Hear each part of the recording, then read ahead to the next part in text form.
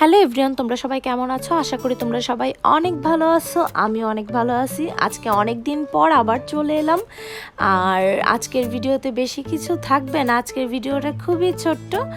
আর আজকে রান্না করছি চিংড়ি পোলাও, সাথে থাকছে মুরগির মাংসের ভুনা।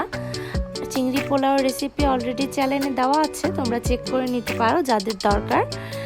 আর অনেক দিন পর আসার কারণে খুবই দুঃখিত, অনেক দিন ধরে তোমাদের জন্য কোনো ভিডিও আপলোড করতে পারিনি। তো আজকে ভাবলাম ছোট্ট একটা ভিডিও করে এনে আমি রান্নাবান্না শুরু করে দিছি।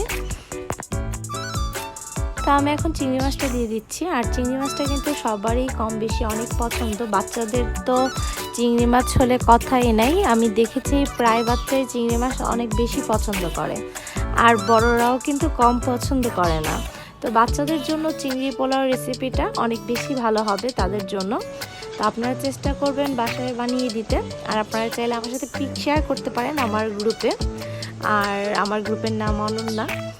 আর আপনাদের ভিডিও ভালো লাগলে, মানে আমার ভিডিও আপনাদের ভালো লাগলে, আজকে আমি উল্টোপাল্টা কথা বলতেছি, ভালো লাগলে অবশ্যই কিন্তু লাইক, কমেন্ট, শেয়ার আর সাবস্ক্রাইব করে দিবেন।